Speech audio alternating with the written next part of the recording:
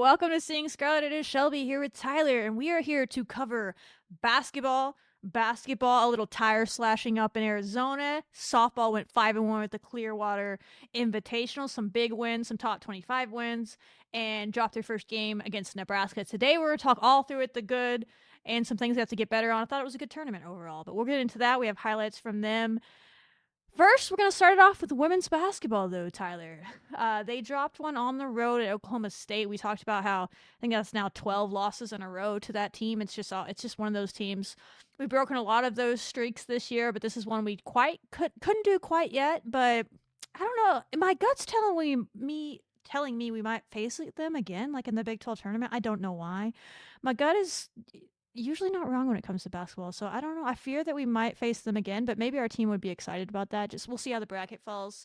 I know you get to watch this one a lot closer than me, but so what I'll say to start is I told Tyler before we started recording the Friday or Thursday episode last week, I'm going to do my best not to let my negative energy come through this episode because I was just like, this is not a good matchup for us. Like, he can attest to that. Like, I was concerned about this game. Not that I thought that Texas Tech could not win the game. Absolutely they could, but they were going to have to play so good. And I think I kind of said that on the show. It might have still came through that our guards were going to have to play really well, I think is what I said. At the end of the day, we're just not a good 1v1 defending team across the board. And not a lot of teams have 5 players that are good 1v1 defenders. But that's absolutely not a strong suit of ours. And you played a team in Oklahoma State that has a bunch of good 1v1 ISO players. And then they're surrounded by shooters. We can handle either or of those. Our defense is great when you're facing people that are good 1v1 players and we can help off of them and help in gaps and help our teammates. We're fine there. We can really get out on shooters and go and help and move around and really get after people when they can't really beat us off the ball or anything like that, and everyone can kind of guard theirs. We can do that. When you face a team like Oklahoma State who does both, that is just a really hard matchup for the way that we play defense, especially when we're pressing and then we're spread out, and then they're just carving us up. Well, you're going to have to play great 1v1 defense to get this done. You ended up holding them down to 75 points. Again, they averaged 91 at home. Like, defense at the end of the day necessarily didn't lose you this game, but it did in that second quarter. And they just getting whatever they wanted, and then offensively you couldn't get what you wanted. I really would need to go back and watch the second quarter.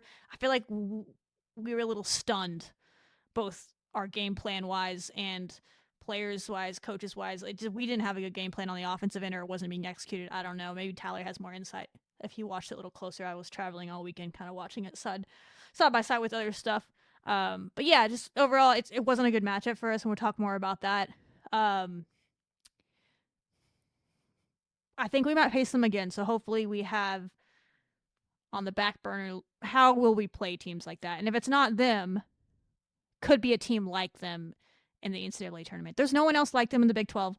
Totally understand why you don't change your whole defense during Big 12 play. You're playing a new team every 3 days. Everybody's a different style. Your style works against most teams because there's not teams that typically can play 1v1 and have shooters everywhere. That's just how they're built. Oklahoma State should have a better record than they do. They just suck on the road. That's on them. Like, if we covered Oklahoma State every week, I'd be like, get your shit together. Like, learn how to play like this on the road. Like, you're too good to be doing this on the road. That's a good team. That's a tournament team. But yeah, so we're going to have to figure out how to play teams like that, whether it's not pressing them and half-court trapping them, or I don't know. There's adjustments that probably could be made. We try to do what we do, and it just doesn't. We're just not a good 1v1 defending team. And we got it beat 1v1, and then we couldn't help. And then if we did help, they got a 3. Like, it wasn't going well. And then we couldn't hit shots to overcome it. That's kind of the gist of it. It wasn't terrible, like, either way, but it wasn't good enough. It just, I don't know. It was just a game where it just felt like you struggled, but like when you look at the breakdown, that second quarter is really what got you. At the end of the day, you can't have almost 6 players scoring double figures and with the lid on the basket that we had really in that first half, you can't expect to win games when you're not making shots and you're letting them get hot. The 3-point line for them killed us. We usually only allow, I think, 4 or 5 threes a game. We let them have 8, and that was honestly the killer in this for us for sure. And then we got out rebounded We let Whiting go off and go crazy and get a double-double in this game. So, I mean, just overall, we just really didn't have a whole lot of answers defensively for some of their really, really great players, and we just were getting beat off the glass. Again, I did think that we were trying to fight back in the end, and we did get it down to like, we got down maybe like six or something in like the fourth quarter, and you thought, okay, maybe this team's going to get back in it. Maybe we're going to get on a run. And then it was just the whole like, yeah, there was probably a moment in the game where I was like, do we stop pressing at this point? Because while we were creating some turnovers and we were getting some points off of it, there were also times where literally Staley Hurd would just lob the ball over and then they would just score wide open layups, wide open transition points, and then we were just back to ground zero. So it just really didn't. It just really wasn't working out for us. So again, it's a hard place to play. Oklahoma State has only lost one game, and they shouldn't have even lost that one game there. So we knew they were a whole different team, but I don't know, that second quarter, getting outscored 22-9, it just really did kill any momentum, if any, that we had when we were going into that second quarter. So I don't know. Hopefully, we respond a lot better this Yeah. week. Yeah, I'm not worried about this team responding. They're not a team that's allowed any game to really stick with them. But yeah, we shot 4 for 16 in the second quarter, 0 for 7 from 3. Turnovers weren't really an issue in this game, but we just couldn't make shots when you needed to. And then conversely, in that second quarter, they let's see. They shot 9 for 16, so 56% overall and 66% from 3. 4 threes in that second quarter. And from what I saw, we were trying to do our help defense when we were getting beat in the second quarter, and then that was leaving their 3-point shooters wide open. That's what I was talking about. It's just a bad matchup in that way. When they're hitting threes, they're a hard team to guard because of that, because they can take you off the dribble, and then they can just kick to threes if you help, and you don't have people that can stay in front of your own. It makes them tough. And then it felt like in the second half, like in the third quarter, they only took 2 threes from what I saw, and we held them to 15 points in that quarter. And that was really the quarter where we should have made more hay, and we should have been better offensively in that quarter, and then I think it's different. But our defense was better, and it felt like, okay, we're going to stick with their shooters. We played better defense. They held them to 15 points, but then we couldn't score more than that. We just played them even. And then in the fourth quarter, you turn it on offensively. Specifically, Danae Fritz scores 7. All 7 of her points came in the fourth quarter. She had taken like one shot all game, and then clearly, I mean, which is what you want from a senior, she's like, okay, I gotta help out offensively, and maybe that hurt her defensively. I don't know, like I don't know. You really have to go dive into that fourth quarter to see why we scored 27 points, but we couldn't come with the same defensive intensity. Also, there's another team. They rightfully turned up their own intensity. And I'm sure they were like, remembered the Baylor game and like, hey guys, we got a ticket. I'm sure that's the message in the huddle. We have to go out and turn up the intensity. So credit to them. They turned it up too. But they just matched every time Texas Tech tried to go on a run. They matched it back. And that's credit to them. It was that's a tournament team you just played, and you played them on their home floor. If that's a neutral site, you probably win. If that's a home game, you probably win. Like, this is not the end of the world. This is a team you were picked to lose to, and you did. But it's a quad 1 loss. Could have been a quad 1 win. You just didn't hit enough shots to overcome the fact that they were hitting a lot of shots, and that second quarter killed you. So Jalen's got to stay out of foul trouble because, man, I was very impressed with our start. I didn't see that game plan coming, but I love it. Jalen was guarding Staley on defense, which I didn't hate. And then that in turn, in transition a few times, got it to where Staley couldn't switch off of Jalen. So Jalen was being guarded by Staley Hurd, and she just posted her up, and we were just lobbing over the top. Like, it was smart game planning, or it just happened that way. I don't know. But she scored a couple easy ones early. We were getting good looks early in those first few minutes inside. Like, just dominating, really, the pace of play. Everything was going our way. And Jalen had 2 stupid fouls. And, like, I know she knows that, and she talks about watching a lot of film. Like, I don't know. She was just a little bit lackadaisical on her traps, and they would get around her, and then she'd just reach. I don't know if she was tired or what, but if they beat you, you just gotta run. Like, we can't be doing this grabbing thing when she needs it. So I don't know. That's a bigger conversation maybe for next year, if she's still going to be at the top of the press, or if they're going to find some other people that can do that so she can sag back, because Jalen's too, you need her on the court. And I felt like coaching, maybe the coaches and the players both didn't adjust quickly enough to when Jalen left the game. It felt like she must have been a big part of the game plan, and when she got in foul trouble, it's like it took them too long to figure out, okay, what do we do now? that was our game plan. It's not working with other people, or they didn't take advantage. Like there was points where um Snowdo was being guarded by a cot, Yes. I think, is what they were doing. And so I said, okay, well, with Jalen out, who's going to guard Jada Malone? And sure enough, they had Staley Hurd on Jada Malone at some points until they put their big in. And I'm like, we should be going to Jada, and we didn't pass it to her. It was just like one possession, and then Oklahoma State realized, and they put their big in. But then there was points Staley was guarding Snowden, and we didn't go to her. So you had moments there, but it felt like maybe we didn't recognize the Right. mismatches, or we were too hung up on certain things. And the second quarter is just where you lost the game, and it is what it is. But yeah, I mean that's my big thing. Is it's just it's a bad matchup for you, but ultimately it's a matchup you'll probably see again, whether it's facing Oklahoma State in the Big 12 tournament or we're making the NCAA tournament, right? That's the goal. That's the plan. You have 10 wins in conference. That should be where you're headed if you take care of business to end the season.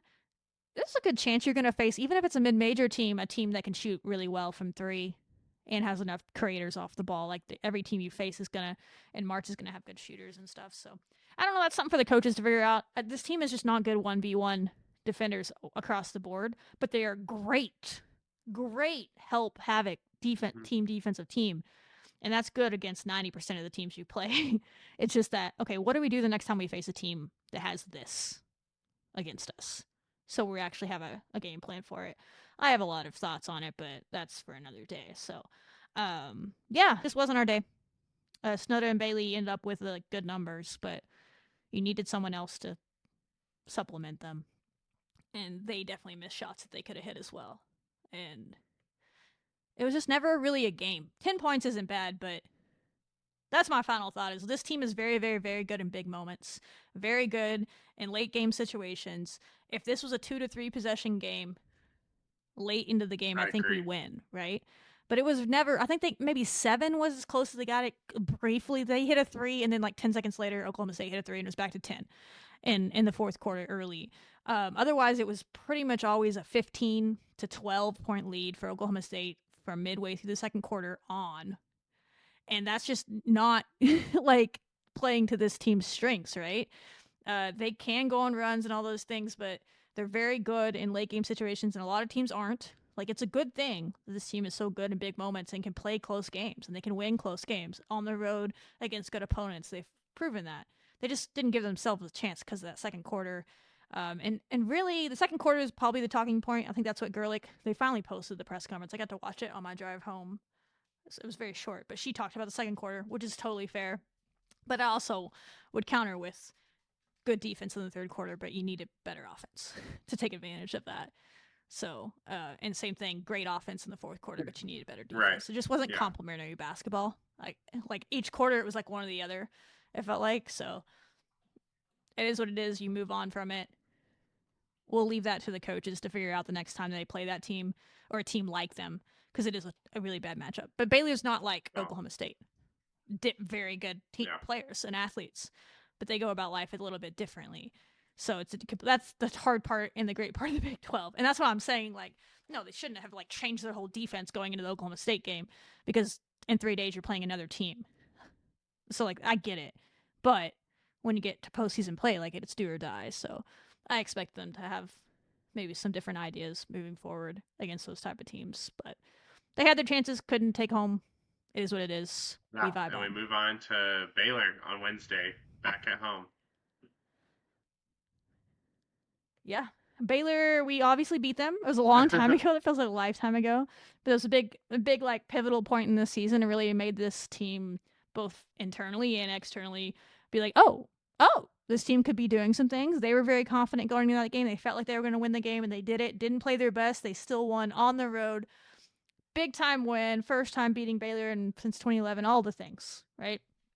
Fast forward, and now you're both tied in Big 12, or they might have a half game or a game lead on you in the Big 12 standings at this point.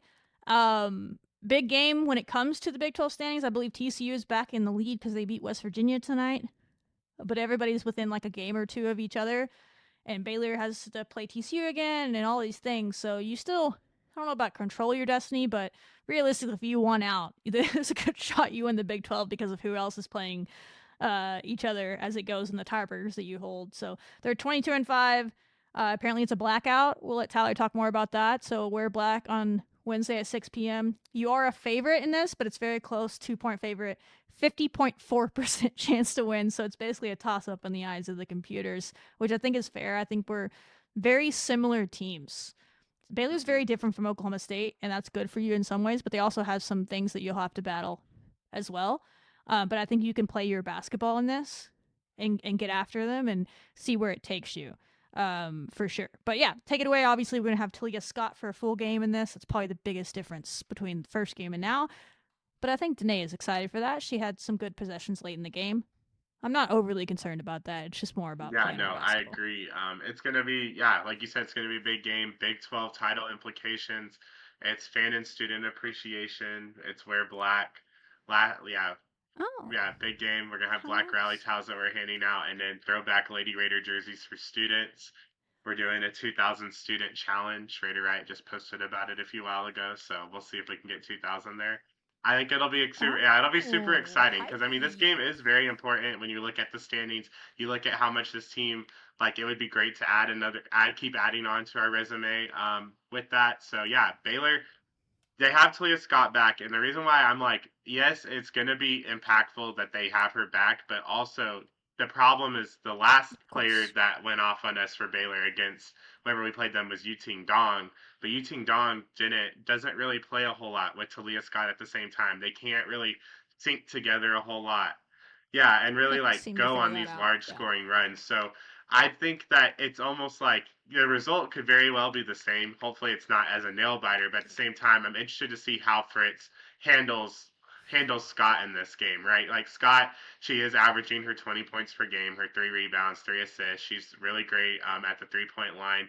But there have been teams that have kind of figured out that once you stop Scott, Yes. Baylor then kind of struggles to kind of find that second scorer. So yeah, they may go to Yuting Dong off the bench, or if Fauntleroy did not have a great game last time that we played her. We kind of had her in her head a whole lot. She got into foul trouble early, but if she's not in foul trouble, I mean, she's down there. She's down there hooping, right? 10 points a game, 6 rebounds.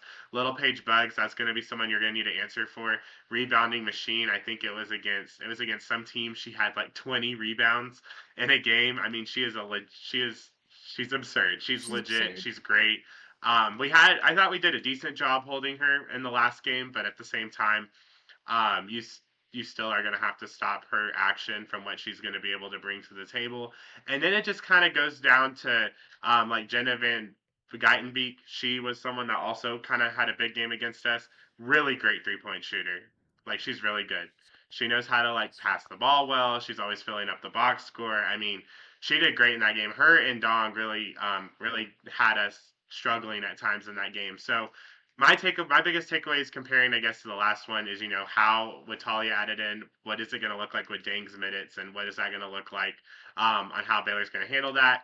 I think Danae and Jalen both need to have better games than they had last time, especially Danae. I don't think she had a single point in the Baylor game the last time, so hopefully she can get back to her old self, kind of like how kind of carrying on that momentum she had in the fourth quarter against OK State, really having her out there. And then Baylor, they like to have they were at 10 fouls a game when we played them. They're now up to 15 fouls a game. So getting Baylor in foul trouble early, I think that'll be huge.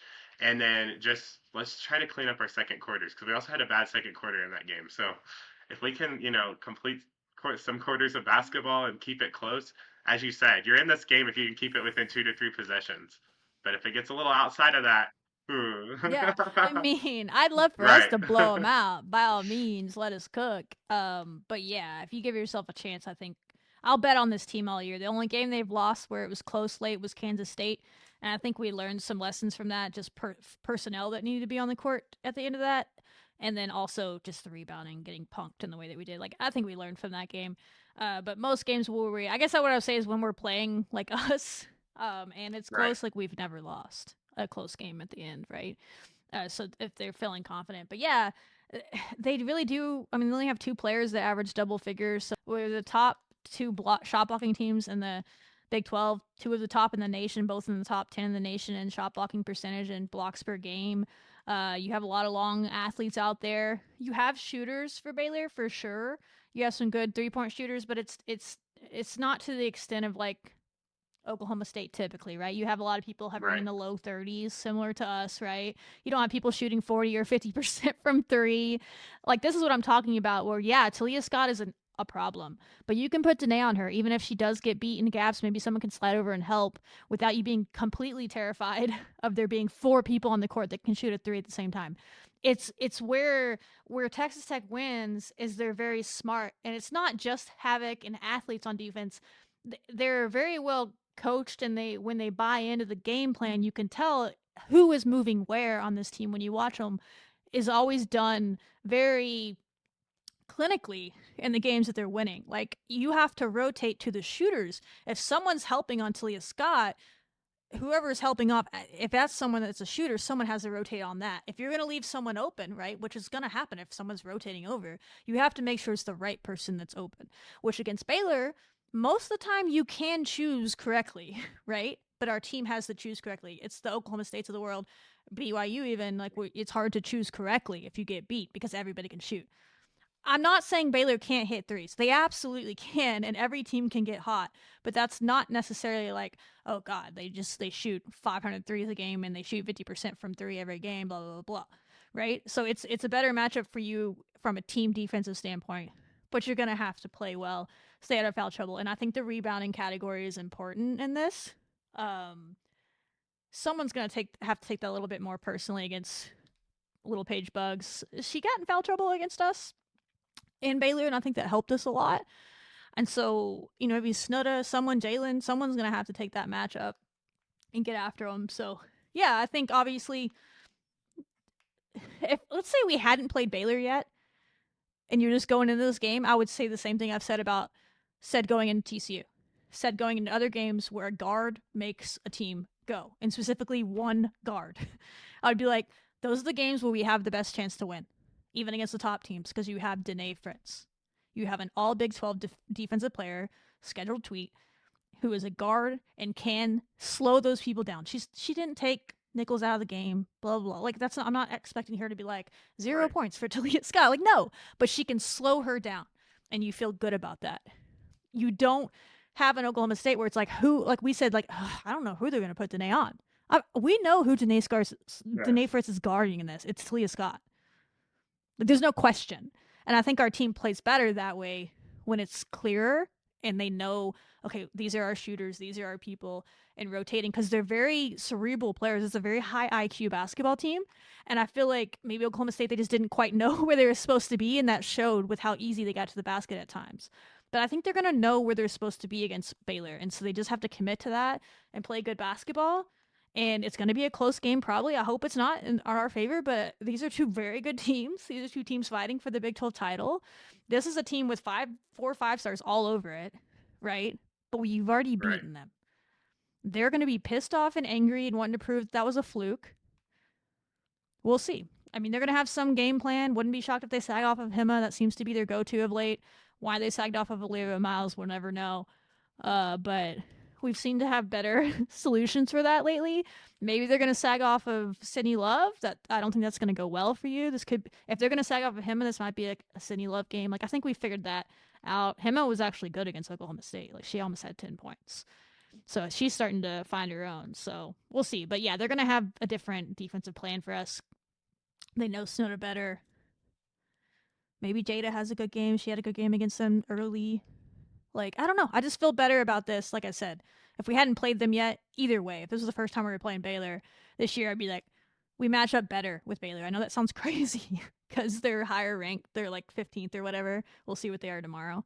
And Oklahoma State was unranked. But that's how basketball is. There's certain teams that just aren't good matchups for you. But our team is... We're not a team of 5 stars. We're a team of really smart, high IQ, gritty players that buy into the game plan and they play it the right way. And you need to be able to play team defense. And I think you can play team defense against Baylor. If they hit shots at a high rate, it's going to be a tough night, but that's basketball. But if they don't do anything out of the ordinary and you do what you do, this will be a close game. And you've proven that you can win close games. And if there's going to be 2,000 students in the stands, Baylor, that's more than fits in their entire freaking stadium. They won't know what to do with that. So get in their heads, students. Blackout, Maybe we're wearing the black jerseys at home. Probably they wore them the red out. You can see the black home jerseys. Just saying, I'm excited. Yeah, Bounce back it's going time. to be exciting. And I like the point you brought up about Sydney Love because she was still battling her injury in that Baylor game, and her shooting was just off. She barely She played. It just barely wasn't played. great. And Yeah. now Sydney Love is playing good basketball. She like checked herself out of Yeah, that game. I felt bad for her. Yeah, she was trying to fight through the she migraines was. So then, but like it just now, wasn't like working. okay, like if they are giving him a hard time, and then we need to switch over to Sydney Love, like you can't sag off of Sydney Love, and Sydney Love's playing some great basketball. So I think adding that piece also Yeah. makes us look scary to Baylor too. So it's like yeah, they may have Talia Scott, but now we have Sydney Love back. I mean, it just adds a different dynamic to our offense when we now have we have that scoring option at that point guard position. But you also have Hema too, that's looking like she's getting back into her scoring, but she's also going to get crazy assists and be able to read the floor well and add a defensive element. So, I mean, it's really evenly matched, as you said. Yeah. Yeah, the two evenly matched teams that play differently but the same in some ways. It's our home court that should give you the edge. That's why you have a 2-point edge. And also, we've only had one game so far where we've played the same team Mm-hmm. twice. That would be Houston, right? Because we have Kansas ahead and this is Baylor's our other one. And you saw how well, like, a lot of people adjusted from game Oh one to yeah, game two in the Houston game and stepped up in that way. That's again because these are they're working their asses off. Like they're watching film. Like, this team is like they want to be good at basketball, right? You don't always have teams that are that way, but by all accounts, this team wants to get better and they want to be coached hard and they want to get better. And so I very much expect them. They won the game, but they know they didn't play their best and they still won.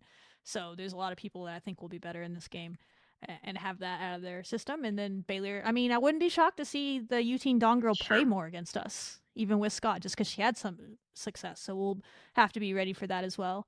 Yeah, just someone's got to take the Bugs Mm-hmm. matchup personally. Snoda is probably because I think Jalen was on Bella most of the game Mm-hmm. last time. But we'll see. But that's Bella and Yuting Dong are the same position. Right. So it's hard to like when Yuting was going off, they had Bella on the bench. It was so they're trading offense for defense because Dong isn't great at defense. So that was like kind of that's why she doesn't play as much for them is because they're a defensive team. So, but if they need offense, she'll be in the game. And given how she cooked us, Right. wouldn't be shocked if Right. she plays more than she usually does. Like, it is what it is, right? But yeah, and I think who guarding Guyton Beak is Mm-hmm. important. Feels like in the games that they really do well and blow people out, she's always having big games. So Hema's gonna need to lock in Hema or Sydney, whoever's out there against her. If she can shoot it, she'll hit big shots. She's a good Agreed. facilitator. But yeah, I don't know. Good matchup. We should be fine. It should be a good game, and we'll see who closes it out. But I Yeah. like our chances for sure. Bailey's going to come in feisty. I think we're going to come in feisty. Like, we're going to want to prove that it wasn't a fluke, and they're going to want to prove that it is a fluke. It wasn't a fluke, but this is how Yeah. this works in sports. They're going to motivate each other the best they can. But yeah, I'm excited to see us do what we do, win Baylor. I mean, here's the other factor. Baylor is projected to be in the tournament higher than you projected right now to host, I believe. I don't remember if they were they in the top 16. The official top 16 came out the other day. I don't remember. Probably not because they lost to TCU. But anyway, if you beat Baylor twice, how in the world can the committee give Baylor a better seed than you if you beat them twice head to head and have a similar conference record This is true. at the end of the year? How in the world? Besides the fact that they're Baylor and in recent years have a bigger brand than you. So these things matter. This is a big seed line conversation that could matter in March. So I could yap more as always, but we got other sports to cover. Any final thoughts on Baylor Yeah. besides Be there, wear people? black, and let's get a dub against the Bears. Yeah. What would that move us to? 24 and 4? I think so. Wildness. That's craziness. 11 wins in Big 12 play. Big one before they go on the road Yeah. for 2. That'll be tough. So need to take care of your home games. Moving into softball, who still doesn't have any home games for a couple more weeks. Bless their hearts. Man, this team is traveling. It's a good thing they like each other despite what national pundits want to say about them. They do seem to enjoy each other's company, which is good because they're spending a lot of time on planes and buses and in hotels together right now, playing 6 games a weekend. We already recapped their first 2 games of the Clearwater Invitational. We're going to skim through the 4 games that happened since then. We have highlights from the FAU win, 8-0 over number 23/receiving votes FAU when we played them. Run ruled them, I believe, in 5 innings. And then we also have highlights from the NC State thrashing, 14-1. NC State's trying to build a program, but yeah, they struggled, and they just don't have pitching right now, and you made them pay for that. Hit 3 homers. Have the JMU win 5-0, and then our first loss of the year came today, as we're recording this on Sunday, 3-2 to Nebraska. I'll let Tyler run through the stats of each one, and then I'll pull up the highlights when we get to those games. But I thought there were really good things, overall takeaways. Caitlin Terry is at I don't want to say top of her game. I'm sure she'll keep getting better, but she's been kind of the best player because of all she does for this team, which makes sense. She pitched all fall. Like, she was tip-top ready to go when the season started. She's everything you want and more. Like, we have 2 aces for sure. Sam Lincoln, I thought, didn't give up a run in any of her appearances in this. I mean, the way she came in to Nebraska, and I love that Glasgow trusted her. He didn't put KT in there. He said, Sam, you go do it. And she struck out the same batter that hit the 2-run home run on Nyjah in the Nebraska game. Like, that's such good. And then she kept them scoreless in the next inning, gave our bats a chance. Big time stuff from Sam. Maya Davis is under the radar as usual.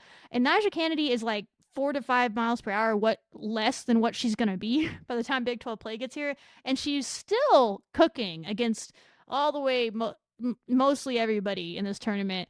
A couple of pitches, they got a hold of them. When she has her full velocity, they're going to swing through those, but they got a hold of them, got them up in the wind, specifically against Nebraska, and they got a home run. But she's not near her top self, and we still almost got out of this tournament 6-0. I wasn't expecting us to go undefeated in this. I thought Nebraska would be the toughest test, and we still held them to 3 runs. I thought we were going to need, I told someone before, I was like, I think we might need 5 runs to beat Nebraska in this game. And we actually held them to 3, which is less than I thought they were going to score. Just not great situational hitting in the Nebraska game. So I thought there's stuff you need to get better at, situational hitting, specifically in Nebraska, but I thought there was a lot of good stuff. And I think that's kind of what you want early in the year. I wish they had more ranked matchups ahead so it wasn't as much of a sour taste, but that's kind of my overall thoughts. If you have some, go for it, or you can just start running through the stats, and I'll pull up the highlights when we get to those games. Whatever you want to do, Tyler. Yeah, I'm actually happy. I mean, we came out 5-1 in Clearwater, so pretty impressive showing for us, especially finishing some gritty games like Florida State, and then being able to come in and kind of finish off some of those kind of tougher mid-majors like JMU and even Northwestern, it felt like. But overall, I mean, I thought it was a good showing. FAU, I was actually really impressed that we were able to run roll them. I was a little bit shocked that we started Nyjah in that, but have at it. Nyjah did her job. She got 7 strikeouts in this game, pitched in 5 innings, only had about 70 pitches. Jackie List did her thing, went 2 for 3, had 2 RBI. Lauren Allred went 1 for 2, had 3 RBI, and that was accompanied by a homer. Des Spearman finally joined the Boom Club, went 1 for 1, 3 RBI, and a homer in that. So it was a big game for the Tech Bats in this game. For sure. He's outlining it for you. Lauren Allred, she got going in this as well. I mean, there's a lot of people. It's getting hard to pick a lineup. I think everybody's really getting around except Alana Johnson, which I expect to change maybe next weekend. But what are you going to do when Kuroga and Liz and Allred are all hot, and Perry? Right. She was just great. I don't know if Clearwater does like all tournament teams, but if so, Caitlin Terry's for sure on it. Oh, yeah. I mean, athlete. Insane athlete. I don't think we have the highlights from the James Madison game where she does the crazy slide, but man, she's so fun to watch. Yeah, Nyjah is pretty spicy in this. FAU can put up some runs. Like they were given, was it Tennessee? Who were they playing after? They were giving them a game deep into the game until they blew it open. Florida State, that's right. They played Florida State after us and kind of hung around till the end. Jackie Liz had some good games in this. She's going to keep trying to force her way into the lineup. Logan Holloman continue to have a good weekend in situational moments. She knows her role, and she's doing it well. I think other people are still trying to fight for roles, which is part of what we're seeing. There's that Des Spearman, bat flip, no doubter. 20 home runs last season, and she already is adding this season. She ends up getting another one in the next game, back-to-back games with a home run. And Naja had it working. Once again, when Vic got into the game, she turned it into a new person. That is crazy, but that might just be something. I don't know. Maybe they're trying to ignore that because they would need their hitters to get that same mojo with her. But it's very clear she's more comfortable for whatever reason back there with Vic. Good defense. Yeah, Mia had a couple of good defensive plays again.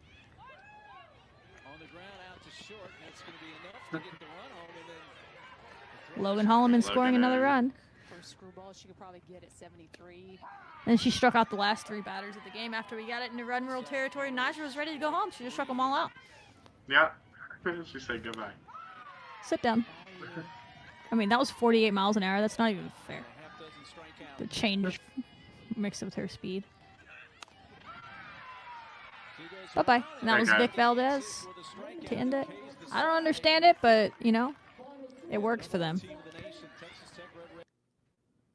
So that was FAU. Got it done. Ranked win under your belts, which is important, and that'll be a top. I mean, if they handle business like expected in their conference, that could be a top 30 RPI team by the end of the year, especially with all the teams they've played. They're playing a really hard schedule, so that was a good win. And then you got in, was it the same day or the next day? I don't remember anymore. It's been a weekend. They played NC State at some point in this tournament. It was the next day because they played a doubleheader with NC State and James Madison. We have the highlights from NC State. I'm just going to play them, and we'll just talk because there's a lot going on in this. We won 14-1. Caitlin Terry, top of her game. NC State can hit usually, but they couldn't hit against us. The pitching has been NC State's problem. Coming into this, they had scored, I think, at least 2 runs against everybody, even LSU and some other people. And usually, I think she's up to 8 or 9 stolen bases on the year, which ties her career high for a season. And we're only 2 weeks in. I looked that up the other day. I think her career hour is 9, so she's either getting close or she tied it. Because of that right there. And then Desi got her second home run in as many days. Deep and outs. Out in center field. Mendoza didn't even want a single cut. Oh, look. KT, I mean. There's a strikeout. She's so good. So good. Hit and run was on. Backhanded. Over to hit and run, you say? I believe that's small ball. Huh. Weird. There's little speedster Mia Williams. Defense. I was like, oh man, sometimes it's just fitting. And then KT is KT. Expected early in the year, like Alana's gonna find her way in there, but I don't think they expected KT to be hitting like being our leading hitter right now, like average wise. She's like hitting above 500. I mean, getting on base, big moments. She's who kind of was the catalyst in the James Madison game the next day to really blow that open. She was pitching. And then also helped get the run-in, singled, and then she stole second, and then she got to third on like a sack or a fielder's choice, and then she came home to score on a crazy slide we don't have highlights of. Like, she's just been everywhere. She was definitely the star both sides. Mia got it going again. She started off slow, but then I don't think she had any home runs in this, but she had three hits in like back-to-back games. Tough weekend for Taylor, but I don't know. A lot of emotions there probably. I'm going to give her some grace, y'all. Coming over, her former team was in the same tournament. I'm sure that's awkward for her. Also, softball is hard, so she'll be all right. She's one of the best hitters in the country. I expect her to blow up in California. Lauren Allred seemed to be having a consistent tournament in this, from what I remember. She had some big moments in all these games. Maya has probably been our most consistent hitter throughout both weekends. She's playing like an All-American. And yeah, Sam, I think that was a great way to end the weekend for Sam. I wish we could have came through and got the win for her. I think she might have been rewarded with the win. If we would have came back to win, I believe Sam would have gotten the win, because the pitcher that's in when you take the lead gets the win. So that's how it would work. So It would have been hype if that had happened, but it didn't quite happen that way, and that's fine. We're gonna have that moment later in the year, but I thought that was big stuff. And Nyja's gonna. I don't worry about Nyjah Kennedy, so people can say what they want to. She's gonna be all right once she gets up to speed, and then you're gonna have Nyjah and KT. Remember, it's all about the long game with this team. They did the whole force it early, try to win every freaking game last year, even through injury, and it got us. It did get us all the way to the national championship game, but she was worn down and couldn't finish the job. Right? That's this year. You're gonna have KT and Nyjah. That's the plan. Maybe even Sam. If Sam pitches like she did today, you're gonna have 3 really good arms into the postseason play, which people aren't gonna have, and that's gonna be a weapon. And you just got to figure out the lineup. So, yeah, it's fun. They're definitely figuring out roles, and it's almost like the people that know their roles are the ones that are excelling the best right now, and the other ones are kind of up and down because they're trying to figure out where their role every day is, and that's natural. But by Big 12 play, we're gonna know who the mostly everyday starters are and who are the people that are gonna come in situational hitting and spot starting. They're going to know that by Big 12 play. And people are going to accept it, and we're going to go win a national championship, despite what the haters say. If I hear them say, all right, I needed to... You know what? This is my rant of the episode. It is so disappointing when the lead crew at ESPN, Mendoza and Mowens, who are supposed to be giants in the women's sports space and want to grow the game, don't seem to have any interest in growing the game unless it's how they want it to be grown. It's very clear there's some personal biases there towards Texas Tech. Or, I'll give them a break here, or whoever's feeding them stats is horrible at their job. So either they're being lazy in their preparation because they don't want to give Texas Tech credit for certain things and they want certain narratives to fit what they're saying and they're just going with their stats that are wrong, or someone's feeding them wrong information, they're not double checking it. How they said both games they call this that there's only 2 returning starters from last year's team. Like, they're really trying to hit home that Texas Tech almost won a national championship and completely slipped their roster. They're trying to create this narrative. Yes, there's a lot of new people, but there is more than 2. I mean, in the game today, there was 4 different people that were starters on last year's team starting in this game today. Like, you have Nyjah Kennedy, Maya Davis, Lauren Allred, Alon Johnson, Haley Toney. Chloe Riassetto was your 2 last year as a pitcher. Like, they're all here. Like, and they're just, you can't say that. That's incorrect information. Stop spewing lies. Stop saying these things that aren't true. I don't care if softball wasn't like it was, isn't like it is now, or like it was 20 years ago. Like, get over it. The speed limit used to be 60, now it's 70. Texas Tech did nothing wrong. They played by the rules. You don't like the rules. Be an adult. It's your job to call the games, not force your opinions on the public.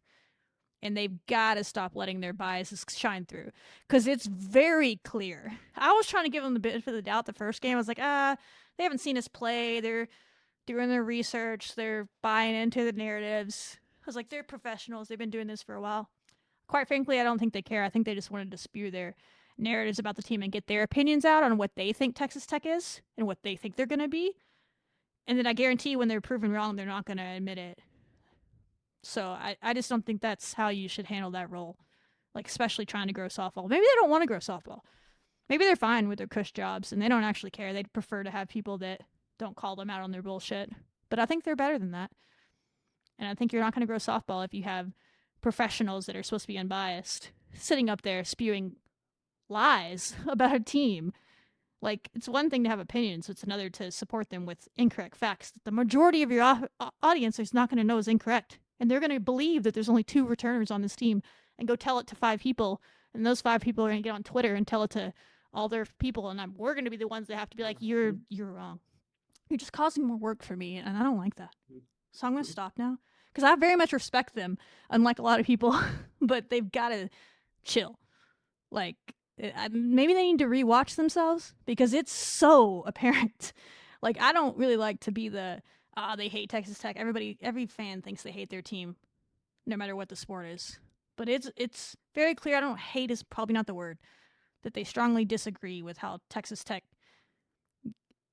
operated in the offseason, and they're trying to make that known by saying things, but the stuff they're saying is not supported by fact. In fact, the stats they're giving are just wildly inaccurate.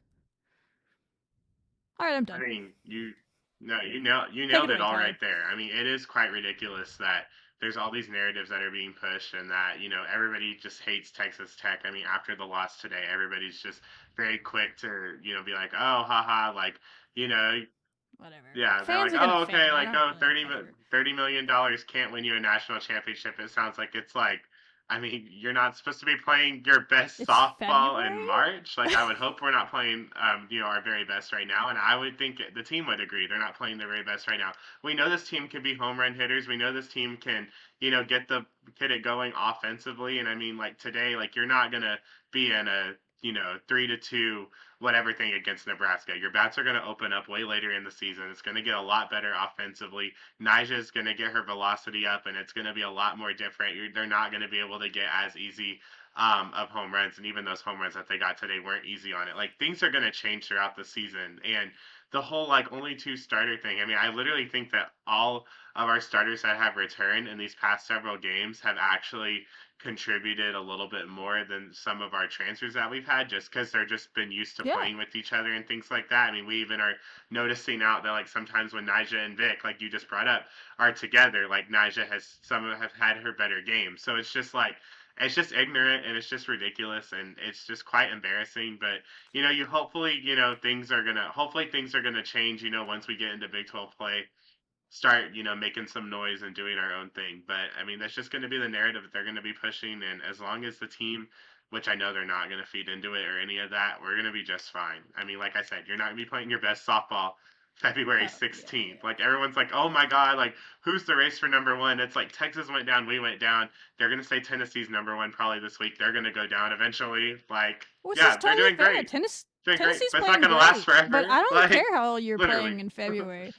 Yeah, nobody on this team cares. I mean, I think one of them was interviewed. Maybe Caitlin Taylor is like, we believe we're the number one team in the country, and that's all that matters. We don't really care about rankings. Yeah, I mean that's facts. the truth. Like, I don't care about preseason rankings. I don't care about any rankings until May. I just don't care. All this team, when you have a team that's trying to win a national championship, all they care about is being the number one team in June when they're holding up a trophy. They could care. They don't care. Now they need the respect to get hosting and all that, but they're take care of business. They're going to be fine there.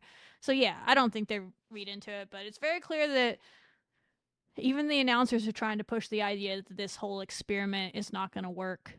What they call an experiment, I'm just here to tell you, is here to stay. It's where the sport of softball is going to be for the next 10 years. We're just the first team that took advantage of the new rules that are completely legal, and so y'all hate it, and you can't get over how softball was played in the past. Well, it's different now. Get over it. In 5 years, all the other teams are going to be doing it, and no one's going to be like, oh, remember how Texas Tech started that? No, you're just going to pretend like it didn't happen. But it's fine. We're fine being the trendsetters. We'll take the heat. We ended a whole freaking dynasty, but we're the villains. We've been through that before, so it's whatever. You laugh at. I really don't care about any of it except for it bugs me that people like Mendoza and Mowens, who are supposed to be leaders in the women's sports space, are tearing down a group of women's athletes because they have issues with how Texas Tech handled things in the offseason that it was completely legal. Like I said, you can't be mad that the speed limit's 70 when it used to be 60. It's 70. That's you walk into a cafe and start complaining that the speed limit's 70, they're going to be like, go yell at the clouds, old man. Like, but they're just allowed to do it because enough people are agreeing with it. They're just kind of catering to the masses, and that shouldn't be what people are that are in leadership roles do. So that kind of stuff just bugs me, because we fight for that on our show. And when you have people at the top of the pyramid being the ones that are taking shots, it's really disheartening, but they probably don't care. So maybe they do. Maybe they'll listen back and they'll be like, my bad. I messed up on all those facts. I should be better than that. It does come off as me hating Texas Tech when in reality I just was wrong. I don't know. I'll give them the benefit of the doubt. Next time we play on ESPN, maybe they'll be different. And mind you, I think it's actually crazy that, all these Nebraska fans are like, oh my God, we saved the sport of softball today, all these things. But the girl that ended up driving in the RBI for Nebraska to win it today, Hannah Court, she literally was on OU last year. On that team. So they did the same exact thing. Jordy frickin' Fromm, won a national championship. Won 2 national championships. Exactly. So it's like, you can't sit here and be like, y'all are doing the same thing. OU's been doing this for years, whether it was legal or not legal. Like, no. It's Literally. the how. It's the how we did it. They call it tampering, which it wasn't. It's the whole thing. We've discussed it before. But we're completely within the rules. They're just waking up to how college sports works. It happens in every sport. We brought the football recruiting strategy to softball, and they don't like it. Well, get over it. It was just Literally. smart. Like, there's no way that Texas Tech was going to jump 2 rungs on the ladder, maybe 5 this quickly, if they just did it the way that it's always been done. And that pisses you off, but it was completely legal. Like, grow up. Like, it's just wild to me. It doesn't mean Texas Tech's going to win a national championship, but it absolutely means Texas Tech's in the contention to win a national championship, and they never would have been if they didn't say, hey, the rules say we can do this. I'm going to drive 70 miles per hour because it says I can. What, you want us to keep driving 60 miles an hour because that's how you did it? I'm sorry, the sign says 70. I'm going to drive 70 and get there faster. Like, it's not that hard. If it was an issue, the cops would be pulling me over. Has anybody pulled us over? To keep the metaphor going. All right, I'm going to stop now. Probably ran about it again, but I just think it's disappointing. I don't really give a shit about Twitter fans. Like, fans are going to be stupid. It's the adults in the room that are allowing their opinions on the subject to come through and they're commentating, and that's only going to spur on the fans. It's just unfortunate, and it is what it is. We're going to win, and then we'll be seen as the team that set the new trend, and they'll have to get used to it. Their own teams are going to start doing it, and that's how it works. Everybody followed Texas Tech's lead in football transfer portal this year. That's for damn sure. Yeah. It'll be the same way in softball next year. Just watch. But anyway, moving in to closing out the show with our men's basketball team, Tyler, went on the road to Arizona and upset the number 1 team in the country. Grant McCaslin, my man, is he the best? I'm going to say he's the best college basketball coach on the men's side in the country. He just knows how to motivate his players, knows how to win tough games, knows how to make his players get better. Koa Pete was out for this game. He kind of played in the first half, but wasn't very effective, and they missed the whole second half. That absolutely helped us. Yes, clearly. But you still won in a place that's very hard to win, and now you've beaten Duke, Arizona, Houston, BYU. Like, our resume is stupid. Like, this team, and I think I saw someone said, I really want Texas Tech in the Final Four just because they only play chaotic, insane games. And, like, that would just be the funnest March Madness ever. And I was like, you know what? Let's do it. That is so true. Like, every single game this team plays is an absolute banger. Like, it's just insanity. We don't play normal basketball games, but we win a lot of them. So, man, kudos to them. Everybody really stepped up. JT Toppin was big late. Donovan Atwell, my guy, hit a big shot to tie it at the end. Big shot in OT. Christian Anderson was big in the first half, especially. Like, he really kept us in it in the first half when they kept trying to pull away when Pete was in there. And then Jalen Petty had a solid game, but he fouled out. And I thought Leon Horner had some really big moments. He had a tough decision late on the foul, but we're also not in the game without Leon Horner in this. So I thought you saw different players step up big in what I got to watch of the game. Again, I was traveling a lot. And then shout out my cousin. She bought her first house. So then we left during overtime to go look at her new house. They got the keys like that night. So we were over there and I was following it on my phone. So I watched the highlights later. But yeah, good stuff. You probably watched it maybe a little closer than me, but just a really gritty team. This team can beat anybody. They could also lose to anybody at times, but they can beat anybody. And that does make them a fun team to be a fan of. Yeah, I mean, I thought it was crazy. Just people were like, oh, if we don't win this game, like, it's going to make our top 4 seeding look really sketch. And it's like, well, yeah, that's true. But then, like, now we win, and now everyone's like, oh, my gosh, like, we're just fine. Like, yeah, I know. Like, everybody is just, on a roller coaster of emotions with this team. But, yeah, when you take a look at the bigger picture, we did take down Duke, Houston, BYU, Arizona, all these great teams. And I mean, yeah, we did an absolute phenomenal job in this game. I like the way how we handled it at the end. With that, Donovan Atwell's huge shots really was helpful. JT looked really great in this. It looked like JT might have had a little bit of like a wrist injury on his right hand, but he is a lefty shooter, so I'm not super concerned about that. Hopefully they can get it fixed before they play Arizona State on Tuesday. But yeah, everyone played played really great in this. Chris Anderson had 6 3-pointers in that, which were huge. And yeah, I agree. I really liked what I saw from Leon Horner. I thought that he added a lot to this team, and it was a huge part onto why we did well in this game. Yeah. You needed someone to step up because Mhm. Jalen was in foul trouble, and you just needed somebody else just sometimes against them. But yeah, I mean, listen, they only had 6 players available once someone was sick. Like, yes, Arizona was going through it, but you needed to take advantage of that. And they're still the number 1 team. They won't be anymore. They lost 2 games this week, but that's life in the Big 12.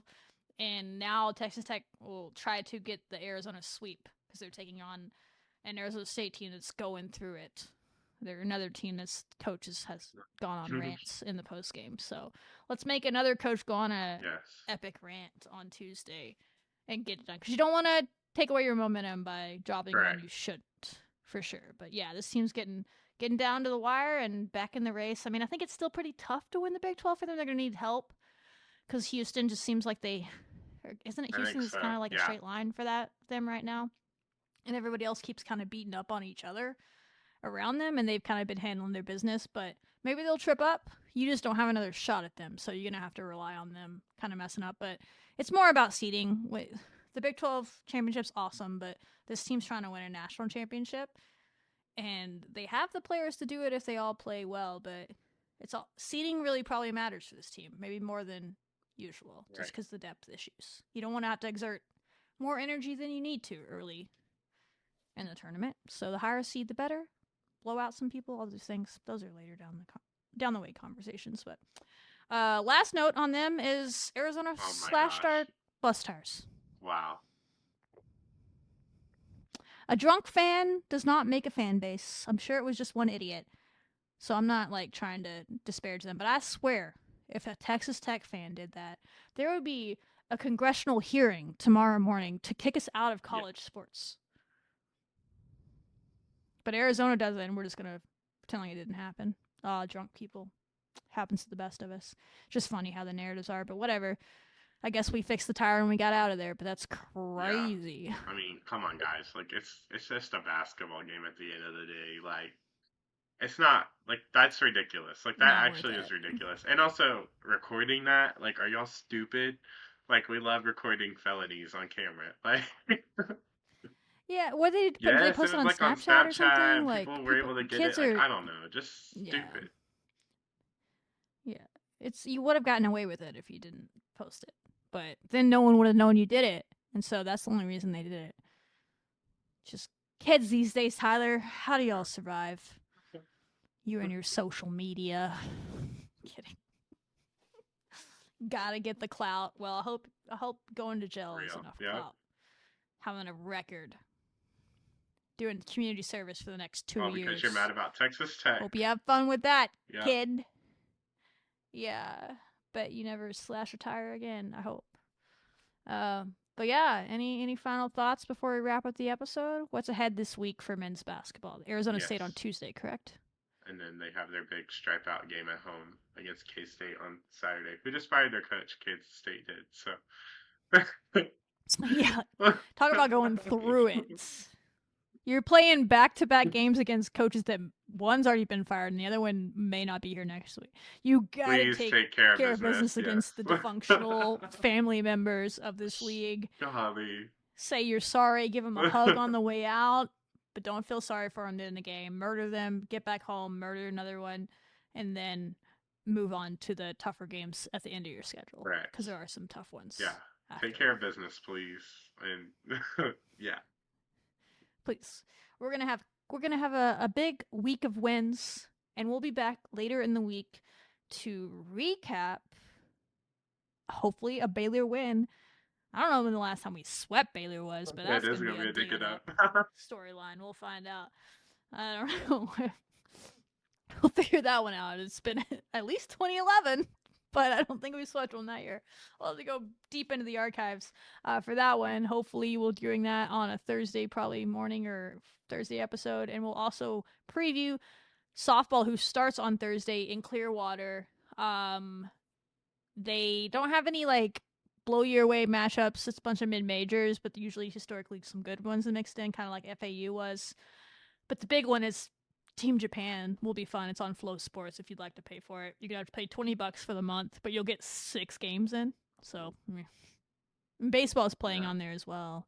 If you already bought it for baseball, it's the same thing. So, but we'll talk more about that later in the week. But that's what's ahead for softball. Busy week again. I'm back in Lubbock though, so this weekend was wild. Long weekends, but the crossover season's about to be over, so I hope it's not. I hope we go into April. Yes, I hope we go into April. But tournament season, I guess, will be over soon. Basketball team is playing for at least another another like month and a half would be hype. I'm not ready to say goodbye to this women's basketball team yet. I'm gonna get an email about it. But they're gonna win on Wednesday. It's gonna be hype, and then we'll be back to preview their road trip ahead. Tough games ahead for that team, but they're gonna take care of business. Until then, though, y'all know the vibes. Wreck 'em.